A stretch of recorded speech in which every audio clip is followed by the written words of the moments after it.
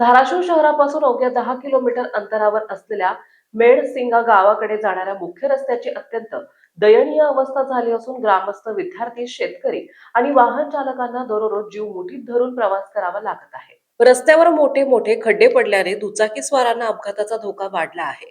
शाळा आणि महाविद्यालयात जाणाऱ्या विद्यार्थ्यांचे मोठे हाल होत असून पावसाळ्यात ही समस्या आणखी गंभीर बनते। वारंवार तक्रारी करूनही संबंधित विभागाने अद्याप कोणतीही ठोस कार्यवाही केली नसल्याचा आरोप ग्रामस्थांनी केलाय।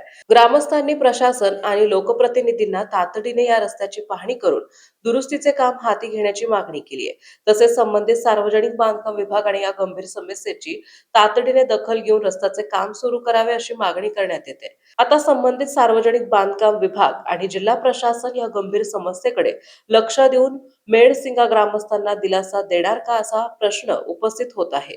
जीटीव्ही मराठी जनतेचा बुलंद आवाज न्यूज चॅनलचे मुख्य संपादक विशाल देशमुख, जिल्हा धाराशिव।